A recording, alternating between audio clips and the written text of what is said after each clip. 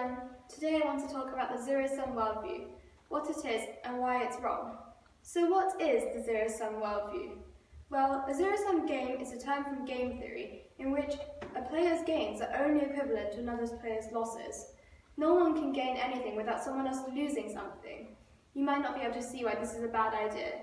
You might be able to understand better if I tell you one of the best examples of a zero-sum game is gambling. Before we get any further, I want to talk about abortion. I'm not going to tell you my opinions, I just want to look at a scenario. There is a woman who's discovered she is pregnant at a time and place in her life where it would be extremely difficult for her. She wants to have an abortion. This is where an argument against abortions would be that you don't know if this child might grow up to be the one who cures cancer. But surely it could also be argued, especially as his childhood would be disrupted, that he might also become a criminal, even a murderer. This would surely be bad for the world. The problem is, you just don't know if either of these will happen. But in the same way, imagine there is a child in the world who goes to a school where no one listens to her ideas. Except one day, a teacher listens to her question and answers kindly. And perhaps this happens a few more times. And then she gains enough confidence because of this nurturing teacher to take biology at school. She follows a career path in medicine, and she is the one who develops the cure for cancer. In this case, the decision isn't keep the child or don't. Instead, it's help the child or don't. And it's clear, especially because it could end up helping the teacher or you, that helping the child was the better thing to do.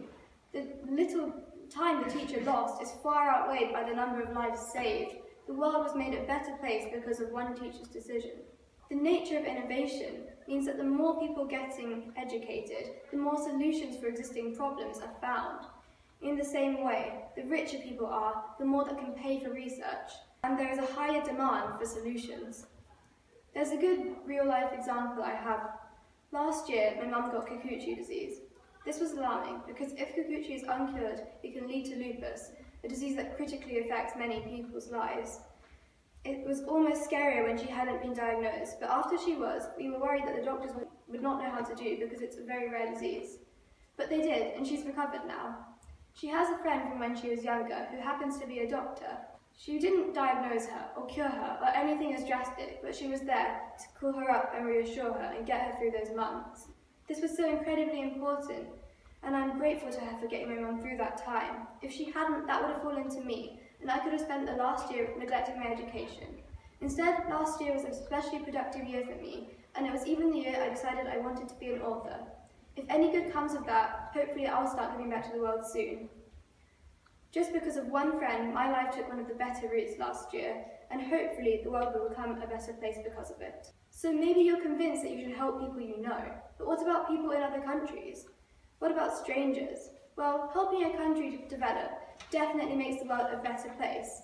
Donating to charity or helping the people directly is much better for the world. More people being physically fit and healthy enough to contribute to the economy increases the number of people who work on solutions for problems, such as disease. The same goes for people getting an education. It makes the world a better place.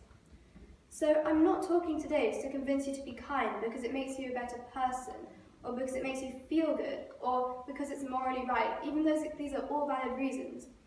I'm asking you to help people because it makes the world a better place, and it makes your life better. I'm asking you to help people because the world is not a zero-sum game. It's not even a one-sum game. It's a growing sum, and the more you add, the larger the total gets, the more there is of everything to go around, and the more people that receive it, the faster it grows. It's a domino effect. If you just arrange them in a triangle and just knock the tip of it over, the sum just grows and grows and grows. So you might be thinking, is this the world? Is this what I see when I step outside? And the answer to that is, of course, no. Because if you can't rely on human kindness and you can't rely on human collaboration, human selfishness has got your back. But as we know, there is a selfish reason to help people now. So why don't we do it? Because our selfishness comes from our self-preservational instinct, from the sort of idea, I'll kill him before he kills me. But that was from when we were throwing around stones and climbing trees. Most of us think we're more civilized than that. More of us don't act like it. So why are we still like this? Because this comes before the Industrial Revolution, when the world was a zero-sum game. The world has only been a growing sum game for 0.1% of human history, and our brains just haven't caught up. They don't let us think about the amazing sort of place we'd get to live in if we just did something against our short-term motives. So no, I don't see this beautiful, domino, growing sum world when I step outside, but I do see the people who are capable of making it happen. We are all playing in this world, and you can make the game better.